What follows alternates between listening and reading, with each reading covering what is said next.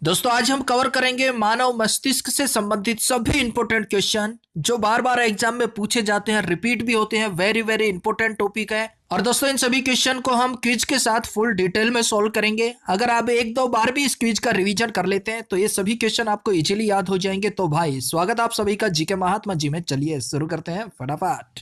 पहला क्वेश्चन, मानव मस्तिष्क हड्डियों से बने किस ढांचे में सुरक्षित रहता है, उसे क्या कहते हैं? बिल्कुल इजी क्वेश्चन है मेरे भाई।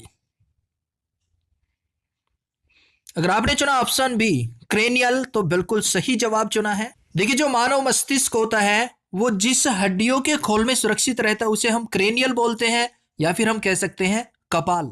नेक्स्ट, ब्रेन की सुरक्षा के लिए ब्रेन के ऊपर कितनी लेयर होती है? Option C 3। देखिए हमारा जो ब्रेन होता है उसके ऊपर 3 लेयर्स बनी होती है जो कि उस ब्रेन को सुरक्षा प्रदान करती है। अब देख लेते हैं वो 3 परतें कौन कौन सी होती है। सबसे पहले यानी कि सबसे ऊपरी परत होती है दंड तानिका ड्यूरामेटर, उसके बाद होती है जाल तानिका आर्केनाइड, और तीसरे नंबर पर होती है मृद तानिका पैरामीटर।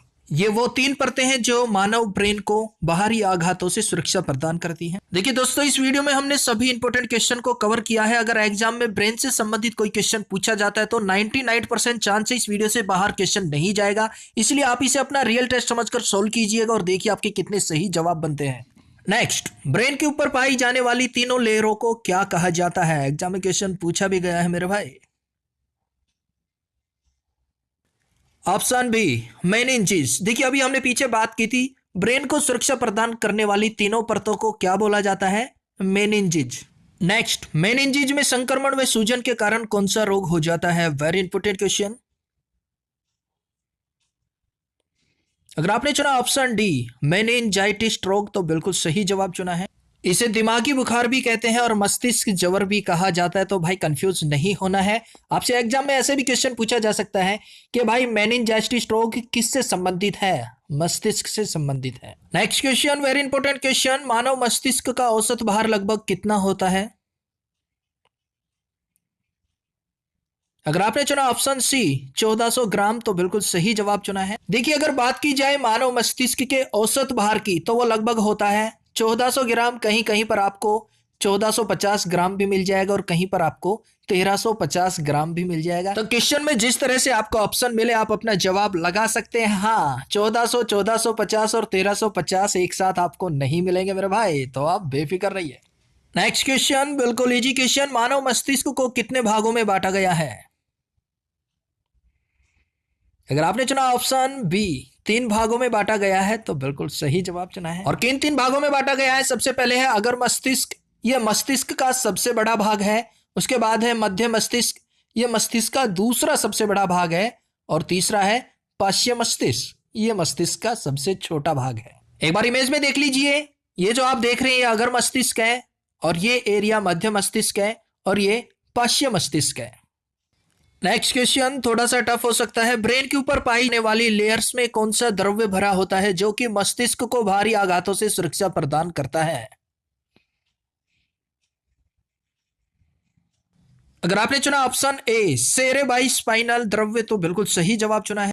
देखिए हमारे ब्रेन और कपाल के बीच में 3 लेयर्स होती हैं जिन्हें हम बोलते हैं मेनिंजेस, जिसके बारे में हम आपको पीछे भी बता चुके हैं। अब इन तीनों लेयर्स के बीच में एक द्रव्य होता है जिसे बोला जाता है सेरेब्रोस्पाइनल। इसका क्या काम होता है? ये बाहरी आघात से मस्तिष्क को सुरक्षित रखते हैं, उन्हें सुरक्षा प्रदान करते हैं। नेक्स्ट क्वेश्चन, अगर मस्तिष्क को कितने भागों में बांटा गया है? देखिए अभी हमने बात की कि हमारे मस्तिष्क के मुख्य 3 पार्ट हैं, अगर मस्तिष्क, मध्य मस्तिष्क और पार्श्व मस्तिष्क। अगर आपने चुना ऑप्शन सी 3 तो बिल्कुल सही जवाब चुना। देखिए अगर मस्तिष्क को 3 भागों में बांटा गया है, कौन कौन से 3 भाग है इंपॉर्टेंट है।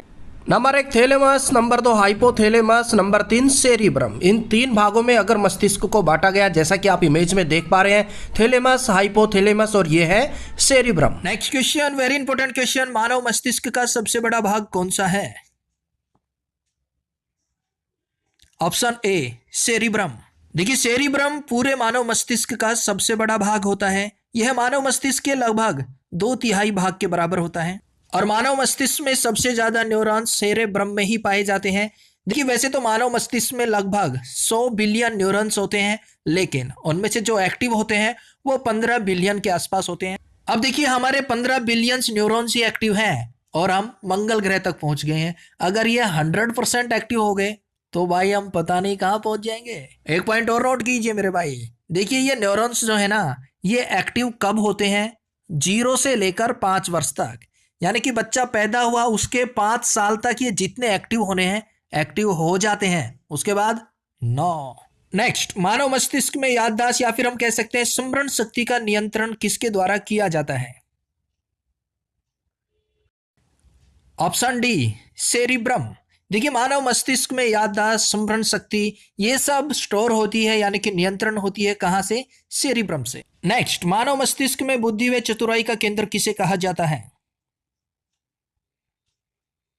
अगर आपने चुना ऑप्शन ए सेरिब्रम तो बिल्कुल सही जवाब चुना है। देखिए मानव मस्तिष्क में बुद्धि व चतुराई का केंद्र होता है सेरिब्रम। नेक्स्ट क्वेश्चन, मानव मस्तिष्क में भूख, प्यास व नींद का एहसास किसके द्वारा होता है? वेरी इंपॉर्टेंट क्वेश्चन मेरे भाई। अगर आपने चुना ऑप्शन बी हाइपोथैलेमस तो बिल्कुल सही जवाब चुना है। देखिए हमारे शरीर को, यानी कि हमें अगर भूख लगती है, प्यास लगती है, नींद आती है, किसी से प्यार होता है, किसी से घृणा होती है, जब हम दुखी होते हैं या फिर बहुत ज़्यादा खुशी होती है, खुश होते हैं, तो इन सब का एहसास हमें किसके द्वारा होता है? हाइपोथैलेमस। एक पॉइंट और नोट कीजिए, देखिए लैंगिक व्यवहार के लिए भी हाइपोथैलेमस ही जिम्मेदार होता है। और अंतःस्रावी ग्रंथियों से निकलने वाले हार्मोन्स को नियंत्रित कौन करता है? हाइपोथैलेमस। नेक्स्ट, मानव मस्तिष्क में या फिर हम कह सकते हैं कि हमें ठंड और गर्मी का एहसास किसके द्वारा होता है? Option C, thalamus. देखिए ठंडा, गर्म और दर्द, इन तीनों चीजों का एहसास हमें किसके थ्रू होगा? थैलेमस। इन चीजों को कौन नियंत्रित करता है? थैलेमस। नेक्स्ट, निम्न में से कौन मानव मस्तिष्क में ताप नियंत्रक का कार्य करता है? Very important question. Option D hypothalamus. मानव मस्तिष्क में ताप नियंत्रक का कार्य करता है हाइपोथैलेमस। अब बात करते हैं मध्य मस्तिष्क की। आपको क्वेश्चन मिलता है मानव मस्तिष्क के मध्य मस्तिष्क को कितने भागों में बांटा गया है? पहले भी बता चुके हैं मेरे भाई आपको। ऑप्शन ए 2 भागों में बांटा गया है। कौन कौन से हैं? सेरेब्रल और कार्पोरा क्वाड्रिना। देखिए दोस्तों कंफ्यूज बिल्कुल नहीं होना है, यहाँ पर जो है वो सेरेब्रल है और पीछे हमने बात की थी अगर मस्तिष्क में वो सेरिब्रम था, ये दोनों अलग अलग हैं। अब यहाँ पर सेरेब्रल से एक क्वेश्चन बनता है, स्पाइनल को मस्तिष्क से कौन जोड़ता है? सेरेब्रल जोड़ता है मेरे भाई। और कार्पोरा क्वाड्रिजेमिनी का क्या है? तो देखिए देखने और सुनने जैसी क्रियाओं पर इसका नियंत्रण होता है और ये सब कार्य होता है मध्य मस्तिष्क में। नेक्स्ट, मानव मस्तिष्क में ऐच्छिक क्रियाओं पर नियंत्रण किसके द्वारा किया जाता है? Very important question. Option A cerebellum, जिसे हम अनुमस्तिष्क भी बोल देते हैं। देखिए हमारी जितनी भी ऐच्छिक क्रियाएं हैं उन सभी पर नियंत्रण होता है सेरिबेलम का। अब ये ऐच्छिक क्रियाएं क्या होती है? तो देखिए ऐच्छिक वो क्रियाएं होती है जो हमारी इच्छा के अनुसार होती हैं। देखिए हमारे शरीर की जो भी पेशियां हमारी इच्छा के अनुसार कार्य करती हैं उन्हें हम ऐच्छिक क्रियाएं कहते हैं। अच्छा, जो ऐच्छिक पेशी है उन्हें रेखिक पेशी के नाम से भी जाना जाता है। अब इनमें कौन कौन से काम आते हैं भाई? आप खाना खा रहे हैं, दौड़ रहे हैं, भाग रहे हैं, एक्सरसाइज कर रहे हैं, ये सब हमारी इच्छा के अनुसार हो रहा है ना, तो ये सभी आ जाता है ऐच्छिक क्रियाओं में। और इसको नियंत्रित कौन करता है? Cerebellum. Next question, very very important question, exam में पूछा भी जा चुका है। मानव शरीर के संतुलन को किसके द्वारा नियंत्रित किया जाता है? अगर आपने चुना ऑप्शन सी सेरिबेलम तो बिल्कुल सही जवाब चुना है। देखिए मानव शरीर का संतुलन, यानी कि हमारा जो चलते हैं, हफ्ते हैं, दौड़ते हैं, भागते हैं, उसका जो संतुलन बनाती है हमारी बॉडी, उसको कौन नियंत्रित करता है? सेरिबेलम। अब देखिए इन तीनों को देख लेते हैं। सेरिब्रम अग्र मस्तिष्क में होता है, आपको बताया पीछे। उसके बाद है सेरेब्रल, ये मध्य मस्तिष्क में होता है। और सबसे बाद में है सेरिबेलम, जिसके बारे में अभी हम बात कर रहे थे, ये पार्श्व मस्तिष्क में होता है। तो भाई ये तीनों अलग अलग हैं और अलग अलग जगह पर पाए जाते हैं। नेक्स्ट, मानव मस्तिष्क में शरीर की अनैच्छिक क्रियाओं को कौन नियंत्रित करता है? Very important question. Option B medulla oblongata. देखिए पीछे हमने बात की थी ऐच्छिक क्रियाओं की, यहां बात हो रही है अनैच्छिक क्रियाओं की। दोनों अलग अलग है, कंफ्यूज नहीं होना मेरे भाई। अब अनैच्छिक क्रियाएं क्या होती है? ऐसी क्रियाएं जिन पर हमारा कोई भी कंट्रोल नहीं होता, जैसे कि श्वसन क्रिया, हृदय का धड़कना, हार्मोन्स का रिलीज होना, ये सब अनैच्छिक क्रियाएं हैं और इनको कौन हैंडल करता है? Medulla oblongata. एक पॉइंट और नोट कीजिए, देखिए मेडुला ऑब्लोंगेटा तो पार्ट हो गया मस्तिष्क का, एक होता है मेडुला, वो अधिवृक्क का पार्ट होता है, अधिवृक्क का भाग होता है। तो ये दोनों अलग अलग है। मेडुला ऑब्लोंगेटा हो गया मस्तिष्क से संबंधित, और अगर खाली मेडुला हो तो वो होगा अधिवृक्क से संबंधित। Next question, very important question. किसी रोगी की जैविक मृत्यु का अर्थ निम्न में से उसके किस अंग के ऊतकों के मर जाने से है? अगर आपने चुन लिया है ऑप्शन ए मस्तिष्क, तो बिल्कुल सही जवाब चुना है मेरे भाई। नेक्स्ट, पीयूष ग्रंथि, वेरी वेरी इंपॉर्टेंट, जिसे हम मास्टर ग्रंथि भी बोलते हैं। पीयूष ग्रंथि, पिट्यूटरी ग्लैंड्स, मानव शरीर में कहां पाई जाती है? ऑप्शन बी मस्तिष्क के आधार पर, यानी कि ये ग्रंथियां मस्तिष्क में पाई जाती है। देखिए पीयूष ग्रंथि अगर मस्तिष्क के हाइपोथैलेमस के माध्यिक उभार से जुड़ी हुई होती है, और इसके साथ एक ग्रंथि और होती है पीनियल ग्रंथि, ये भी यहीं पर स्थित है। पीनियल ग्रंथि का कार्य क्या होता है?